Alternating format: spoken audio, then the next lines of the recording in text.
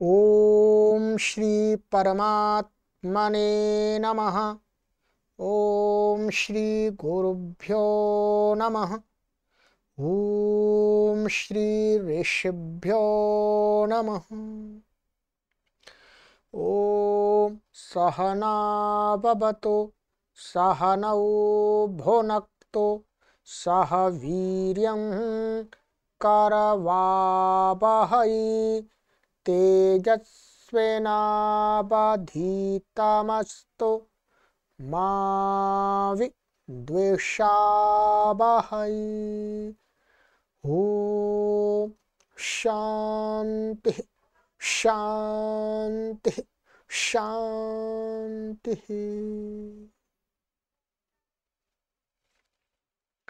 सर्वेभ्यो नमः। देववाणी संस्कृतम यूट्यूब चलदृश्यम प्रति भवतां भवतीनांच हार्दं स्वागतम। मित्रों, लघु सिद्धांत कौमुदी संपूर्ण अध्ययनम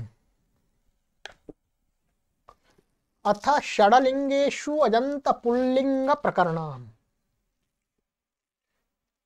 की कक्षा संख्या 44वीं 44वीं कक्षा को पढ़ेंगे 44th को। ठीक है,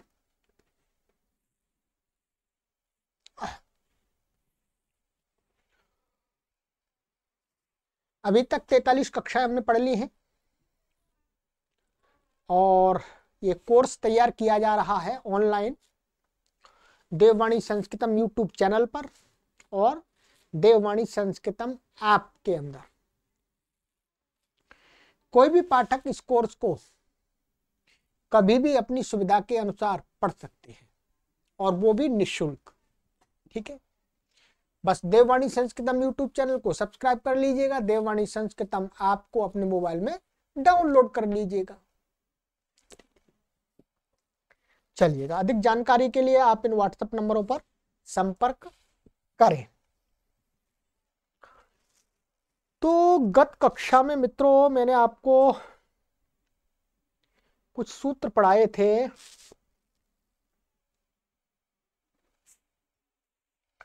एक तो सर्वादीनी सर्वनामानी। ठीक है, ये इसमें सर्वादि शब्दों की क्या होती है, सर्वनाम संज्ञा होती है। और यहां पर एक शब्द ले लिया था हमने सहराम, ये आपका सर्व, और सर्व शब्द के आपके सभी रूपों की सिद्धि भी करा दी थी कि सर्वनाम संज्ञा होने के कारण से कहां कहां विशेष कुछ कार्य राम शब्द से भिन्न होता है। राम अर्थात ह्रस्व अकारांत शब्दों में सर्वनाम शब्द हैं, उनमें अन्य ह्रस्व अकारांत शब्दों से कौन कौन से रूप अलग होते हैं वो बता दी थी। ठीक है, अब आज हम सूत्र पढ़ेंगे। आगे का हमारा जो सूत्र है ये वाला 156वां। ठीक है, आप भी अपनी पुस्तक खोल ओपन कर लीजिएगा आप। ठीक है,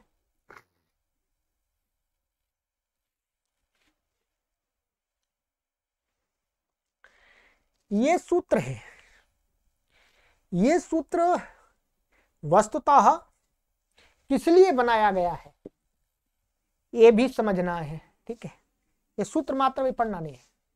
एक ये सूत्र हो गया आपका, और एक ये सूत्र हो गया, और आपका एक ये सूत्र हो गया। ये 3 सूत्र पढ़े हुए हैं लगातार। ठीक है,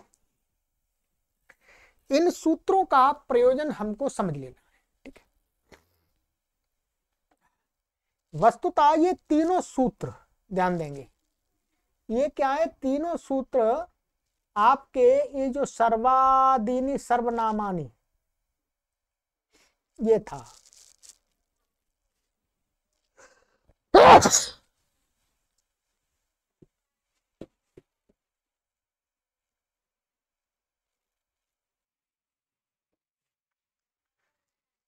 ये जो सूत्र यहाँ पर पढ़े थे, गण सूत्र, ये गण सूत्र बोलते हैं इनको, पूर्व परावर दक्षिणोत्तरा पराधराणि व्यवस्थायाम असंज्ञायाम, एक तो ये सूत्र है। और स्वमज्जाति धनाख्यायाम, एक ये हो गया। अंतरम वहर योगोपसंज्ञानयो हो, ठीक है। जो इस गण में ये सूत्र पढ़े थे और ऐसे के ऐसे ही ये सूत्र आगे पढ़ दिए हैं महर्षि पाणिनि ने, तो कई लोगों को ये शंका हो जाती है, भाई क्या समस्या है, इसमें भी पढ़ दिया वहां पर भी पढ़ दिया, ठीक है। तो महर्षि पाणिनि ने ये सूत्र यहां पर भी पढ़े हैं और वहां पर भी पढ़े हैं। किस लिए पढ़े हैं? यहां पर गण सूत्र के रूप में पढ़े हुए हैं और वहां पर अष्टाध्यायी सूत्र के रूप में पढ़े हुए हैं, ठीक है। सबसे पहले आपको यहां पर यह समझ लेना है कि सर्वादि गण के अंतर्गत ये जो शब्द थे आपके, ये मैंने आपको समझा दिए हैं। इनकी सर्वनाम संज्ञा होती है और इनकी भी होती है। और ये कहता था, ये गणसूत्र कहता है कि पूर्व पर अवर दक्षिण उत्तर अपर अधर, ये जो शब्द हैं, इन शब्दों की व्यवस्थायाम, माने जब ये शब्द व्यवस्था में वर्तमान होंगे, क्या है? व्यवस्था में, और असंज्ञायाम, संज्ञा से भिन्न व्यवस्था होनी चाहिए। ध्यान देंगे, संज्ञा नहीं होनी चाहिए, संज्ञा से भिन्न व्यवस्था होनी चाहिए। तो उसमें यदि वर्तमान होंगे तो इन शब्दों की क्या हो जाती है? सर्वनाम संज्ञा, ठीक है। अभी आपको यह समझ में थोड़ा कठिन आएगा कि व्यवस्था यहां पर क्या है, असंज्ञा क्या है। व्यवस्था और असंज्ञा को हम समझेंगे आगे सूत्र में, ठीक है। बस अभी आपको ये मैंने समझाने का प्रयास किया है कि इस यहां पर इस गणपाठ के अंदर महर्षि पाणिनि जी ने जो गण सूत्र रखा है वो ये कह रहा है कि इन शब्दों की व्यवस्था से भिन्न संज्ञा, मान व्यवस्था संज्ञा से भिन्न व्यवस्था में सर्वनाम संज्ञा होती है सब जगह।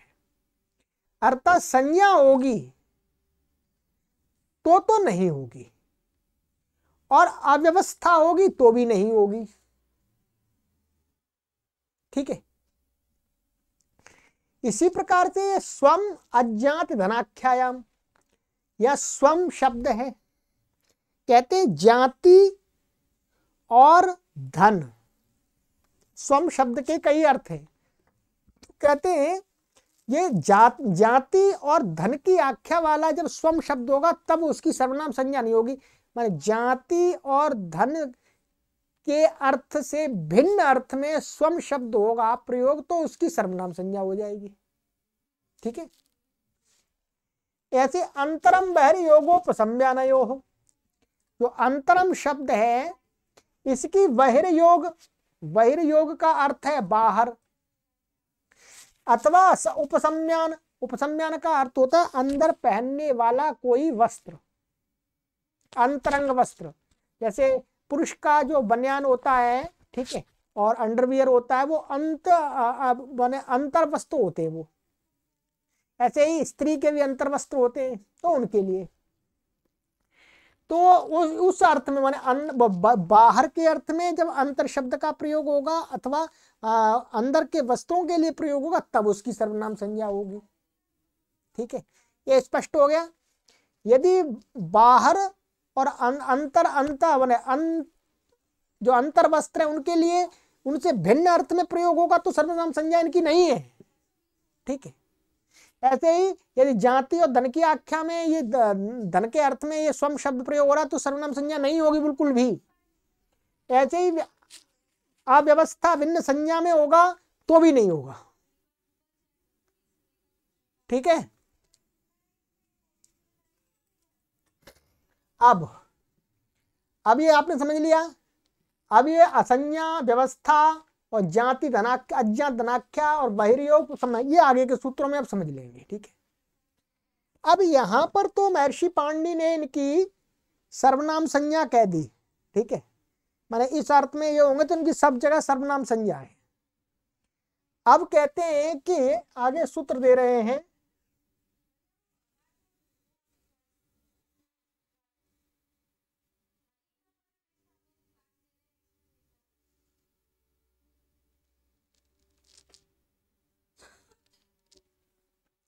आइएगा अब आपको समझ में आएगा।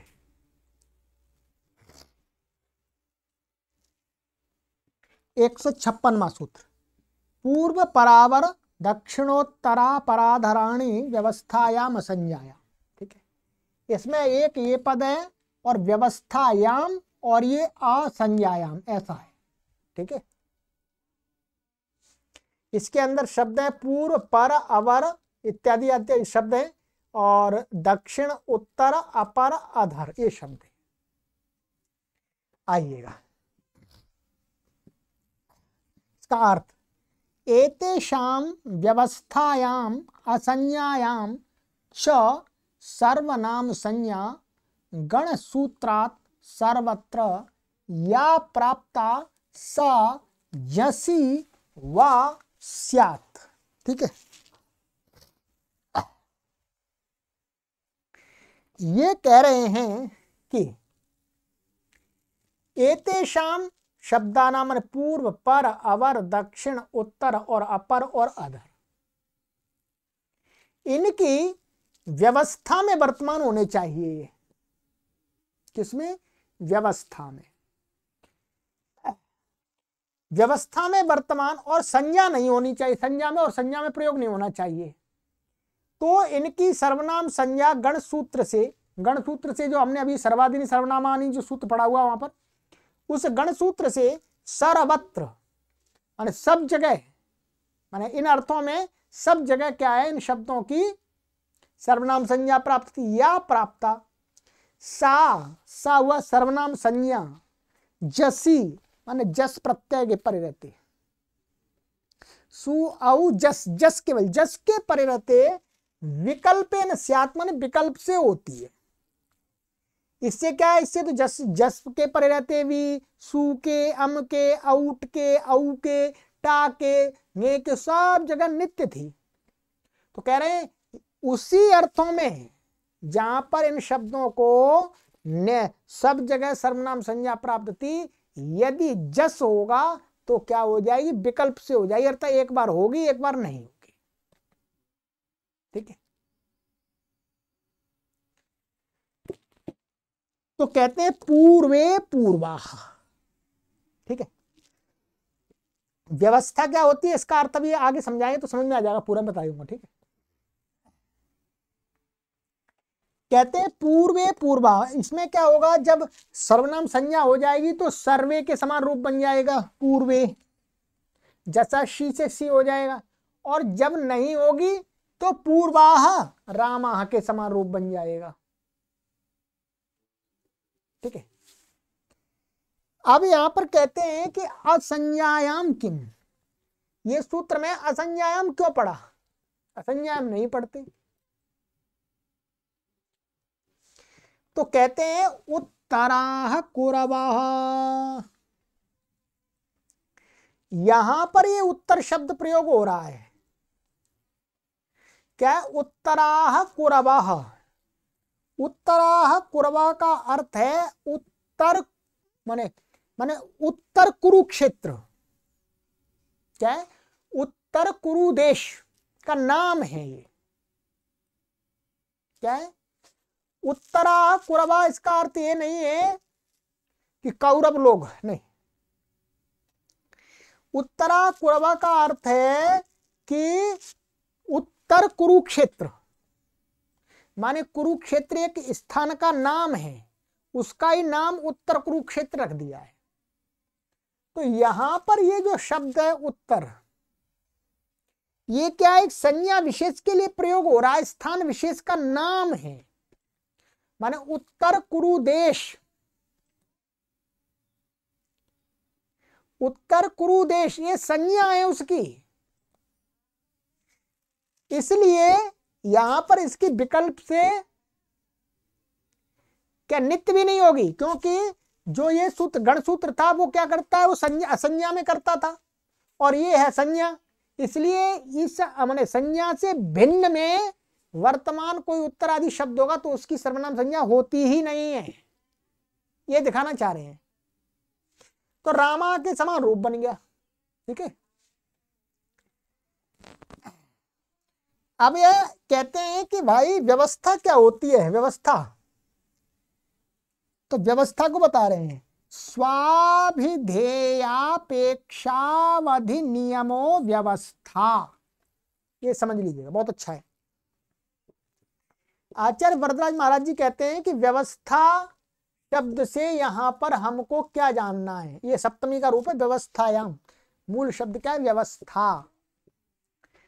तो कहते हैं यहां पर व्यवस्था का अर्थ है स्वाभिधेयापेक्षावधि नियम।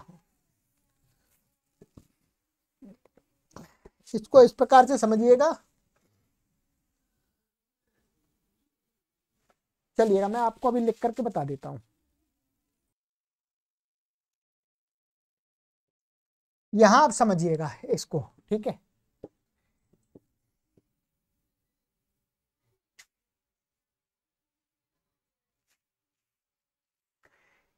व्यवस्था क्या है,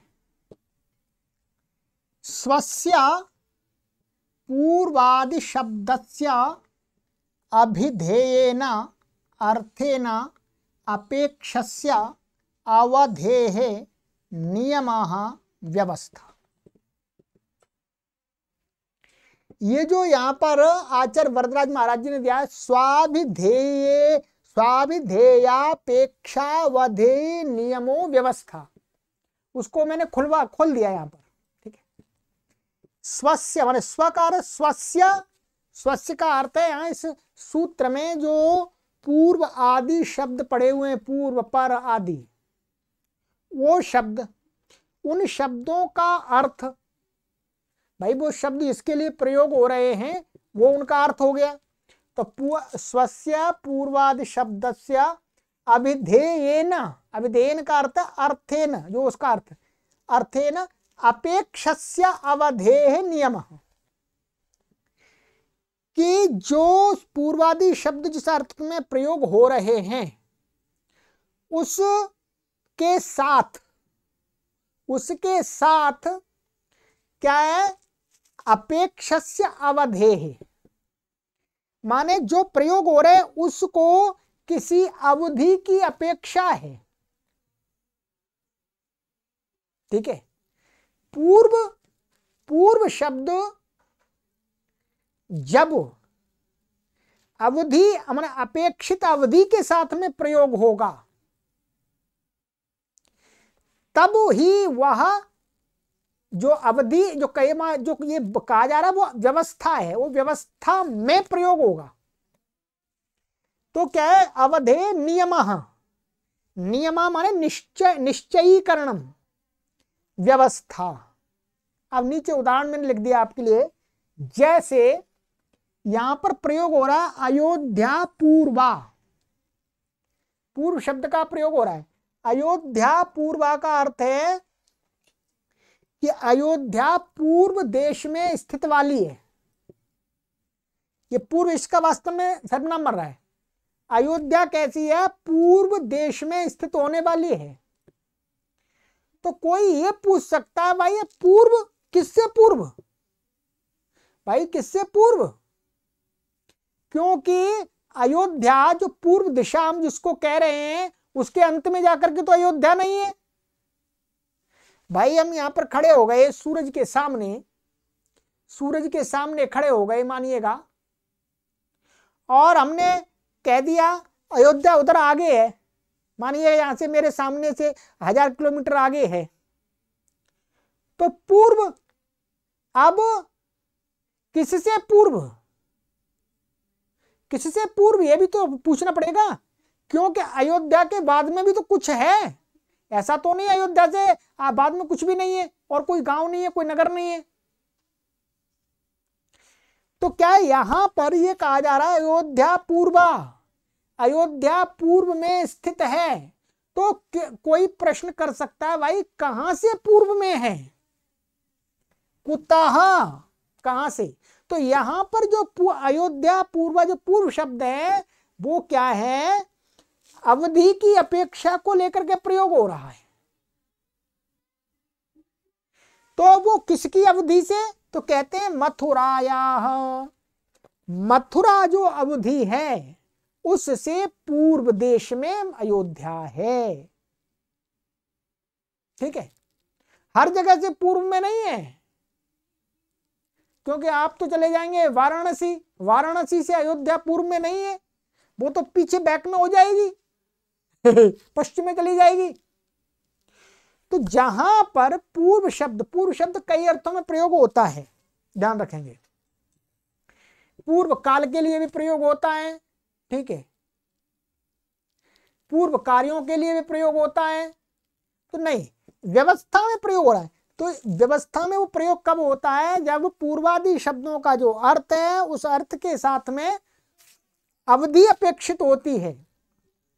तो अवधि का जो अपेक्षित है उसका जो नियत स्थान होता है कि जहां यहां से पूर्व, तो वो ही व्यवस्था होती है। उस व्यवस्था में यदि माने ऐसे कह सकते हैं कि अवधि की अपेक्षा से युक्त जो पूर्व पर आदि शब्द हैं वो व्यवस्था में वर्तमान रहते हैं, तब ही विकल्प से होगी। ठीक है, तो अब यहां पर क्या अर्थ हुआ, ये व्यवस्था हो गई, आपकी संज्ञा आपने समझ ही ली।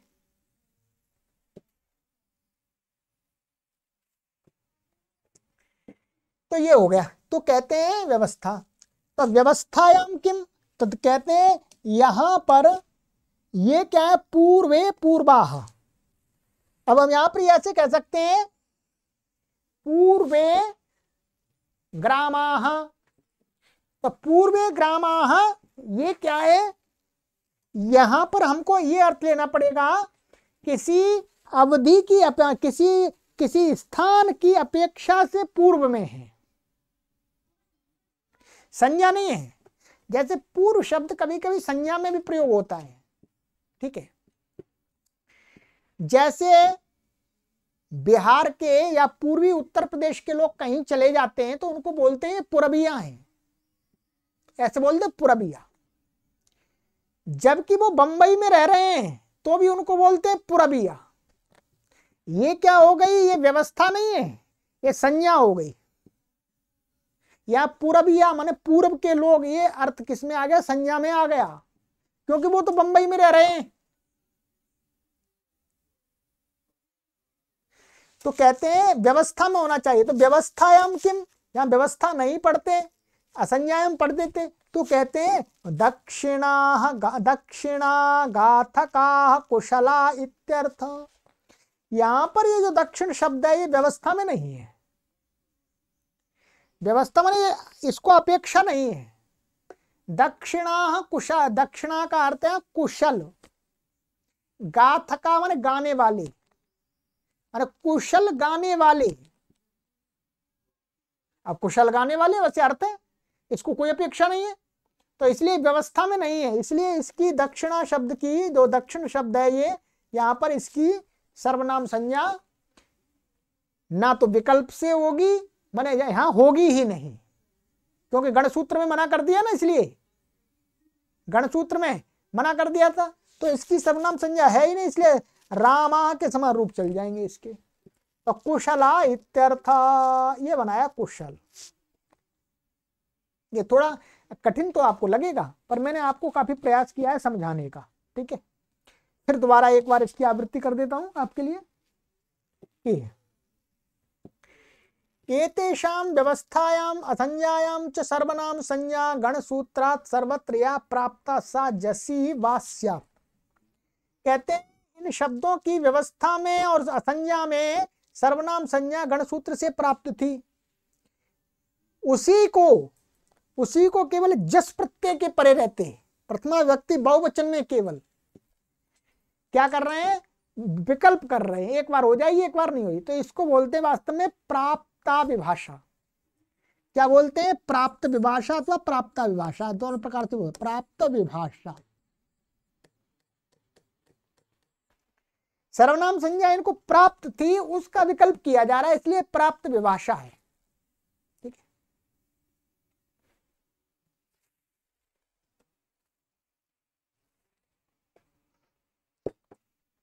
ये हो गया आपका। ठीक है, जैसे पूर्वे, पूर्वा यहाँ पर सर्वनाम संज्ञा हो गई है तो सर्वे के नाम समान रूप बन गया, या नहीं हुई तो पूर्वा राम के समान बन गया, रामा। असंज्ञायाम किम उत्तरा कुरवा, उत्तरा कुरवा का अर्थ है ये संज्ञा है, उत्तर कुरु देश की संज्ञा है, तो यहाँ पर ये संज्ञा असंज्ञा नहीं है। ठीक है, और स्वाविधेयापेक्षावधिनियमो व्यवस्था, व्यवस्था बता दिया। स्व माने पूर्वादि शब्दों के अर्थ के साथ में अपेक्षा रूपी अवधि यदि अपेक्षित है, उसके साथ प्रयोग हो रहा है, अपेक्षा के साथ में प्रयोग हो रहे हैं अवधि की अपेक्षा के, तो वही क्या कहलाता है, व्यवस्था कहलाती है, व्यवस्था में प्रयुक्त शब्द हो जाएगा। तो ऐसी व्यवस्था में प्रयुक्त जब शब्द होंगे ये, तो इनकी ही संज्ञा होती है। अव्यवस्था में नहीं होगी, व्यवस्थायाम किम, व्यवस्था नहीं होगी तो नहीं होगी। जैसे दक्षिणा गाथका अर्थ कुशला, या कुशल अर्थ में दक्षिण शब्द का प्रयोग हो रहा है। ठीक है, चलिएगा, अब आपको ये समझ में आ गया, तो अब आगे के समझ में आ जाएंगे जल्दी से, इसमें सिद्धि कुछ विशेष नहीं है। ठीक है, आगे है स्वमज्ञाति धनाख्यायाम 157वां, स्वम अज्ञात धनाख्यायाम। तो इसका ये स्वम शब्द है, अज्ञात धनाख्याम, तो जाति धन और आख्या माने कथन। ठीक है, तो जाति और धन का कहना, जाति, जाति का अर्थ है यहां पर अपने सगे संबंधी बंधु आदि। ठीक है, जाति, जाति का अर्थ है सगे संबंधी बंधु, ये अर्थ लिया है। तो अब कह रहे हैं जाति धना, धना क्या आएगा यहां पर। ठीक है, नहीं नहीं सही है, सही है, सही है, ऐसा है। जाति धनान्यवाचिनः स्वशब्दस्य प्राप्ता संज्ञा जसी वा। ठीक है, या अन्य है, क्या जाति और धन से अन्य वाची माने अन्य अर्थ को कहने वाला जो स्वशब्द है, उसकी प्राप्ता संज्ञा, वो गणसूत्र से ही प्राप्त थी, है गणसूत्र से, तो प्राप्ता संज्ञा जसी वा, जस के परे रहते विकल्प किया जा रहा है। ठीक है, कहते हैं जैसे स्वे स्वाहा, आत्मीयः आत्मानः वा। देखिएगा यहां पर क्या है, जाति और धन की आख्या नहीं है, ये होगा सर्वनाम संज्ञा, इसकी जस के पैर रहते तो सर्वे के समान होगा, ये स्वाहा नहीं हुई इसकी। आत्मीयः आत्मानः, ये कह रहे हैं स्वे, स्वे का अर्थ है आत्मीयः माने अपने लोग, आत्मीय लोग, क्या आत्मीय लोग, यहां पर सगे संबंधी का भाव नहीं है, ये आत्मीयता, आत्मीय है माने अपने आत्मीय लोग, अथवा आत्मना, आत्माना का अर्थ है स्वयं, तो स्व शब्द यहां पर स्वयं के अर्थ में भी प्रयोग हो रहा है, जाति और धन की आख्या में प्रयोग नहीं हो रहा है। आगे कहते हैं इति वा, कुछ भी अर्थ हो सकता है दोनों में से इनका, ये भी हो सकता है, ये आत्मीय का अर्थ हो गया अपने आत्मीय लोग जिनके साथ आत्मा का संबंध है, और अथवा आत्मानः, आत्माना का अर्थ हो गया स्वयं। जाति धनवाचिनस्तु स्वाहा जातयोर्थावा। अब कह रहे जाति और धन की जो वाची होगा तब तो उसका सर्वनाम संज्ञा नहीं होगी, स्वाह बनेगा, एक ही रूप बनेगा, संज्ञा होगी ही नहीं इसकी, सब जगह ही नहीं होगी, जस की बात नहीं है, और किसी विभक्ति के परे रहते भी नहीं होगी, जस के परे तो विकल्प कर दिया है, तो यहां पर मना कर दिया। जैसे स्वाह जातया, जातया का अर्थ हो गया अपने सगे संबंधी बंधुजन। ठीक है, और ये लिखा हुआ स्वा माने संबंधी या और अथवा स्वा का अर्थ यहाँ पर अर्था माने अपने धन, धन का अर्थ जैसे गाय बैल घोड़ा आदि जो भी संपत्ति आदि जो अर्थ हैं उनको भी धन कहा गया है। तो ज्ञाति माने अपने सगे संबंधी जो बंधु हैं उनको कहने के अर्थ में स्व शब्द का प्रयोग होगा तो सर्वनाम संज्ञा नहीं होगी, धन के लिए भी नहीं होगी, परंतु इन दोनों से भिन्न अर्थ में आत्मीय अथवा स्व अर्थ में जब स्व शब्द होगा तब उनकी सर्वनाम संज्ञा विकल्प से हो जाएगी, जस के परे रहते और अन्य विभक्तियों के परे रहते नित्य होगी। ध्यान दें, नित्य होगी, जस में विकल्प कर दिया, ठीक है, ये हो गया। चलिएगा अब ये ध्यान देंगे, जस से भिन्न जब ये जाति और धन की आख्या से भिन्न अर्थ में स्व शब्द प्रयोग हो रहा होगा तो सर्व के समान रूप चलेंगे। कैसे? सर्व के समान, जस में दो रूप बन जाएंगे बस, ठीक है। और जाति और धन की आख्या में स्व शब्द होगा तो राम के समान ही रूप चलेंगे, ठीक है। चलिए अब इसी से संबंधित ये सूत्र हो रहा है, इसको और पढ़ा देता हूं, ये सरल है, ठीक है।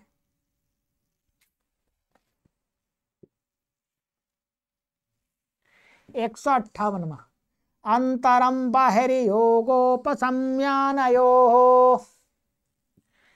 बाह्ये परिधानीये चार्थे अंतर शब्दस्य प्राप्ता संज्ञा जसीबा। कहते हैं बाह्ये माने बाहर के अर्थ में, बाहर माने कुछ भी बाहर, कहीं बाहर बोलते हैं भाई बाहर अपेक्षाकृत है। और परिधानीय, परिधानीय का अर्थ है अंतर वस्त्र। इन अर्थों में अंतर शब्द की प्राप्ता संज्ञा माने जो सर्वादीनी सर्वनामानी सूत्र के गणपाठ गण सूत्र से प्राप्त थी उसको ही जस के परे रहते विकल्प किया जा रहा है बस।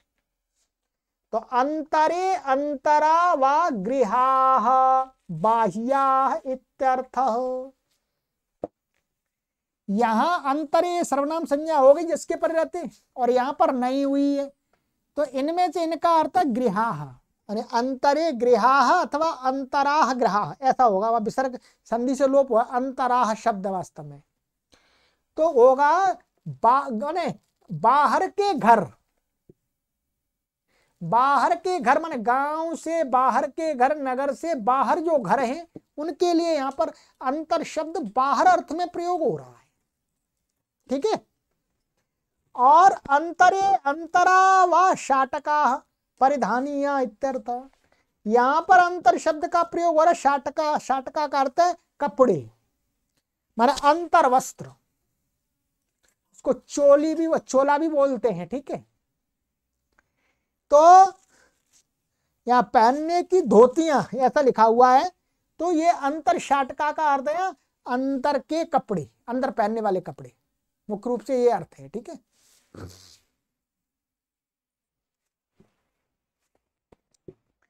तो परिधानीयाः माने शाटकाः, तो ये वस्त्र लिए इन्होंने, ठीक है। बाकी अन्यत्र इससे भिन्न अर्थ में अंतर शब्द की संज्ञा नहीं होगी तो अंतरा ही बनेगा, ठीक है। अब यहां पर आपको हम ये बता देते हैं, कुछ यहां पर उपसंज्ञान का अर्थ परिधानीय माने कपड़े मात्र लेते हैं, चाहे बाहर के हों चाहे अंदर के हों, ठीक है। ये भी बात बता देते हैं आपको। तो यहां पर अंतरा अंतरे शाटका का अर्थ हो जाएगा पहनने के कपड़े बस, ठीक है। दोनों मैंने बता दिया आपको। चलिएगा, तो आज की कक्षा में ये 3 सूत्र हमने पढ़ लिए। अब आगे की कक्षा में पढ़ेंगे, यही चल रहा है अभी सर्वनाम संज्ञा का ही चलिएगा, ठीक है। चलिए, सर्वेभ्यो नमः।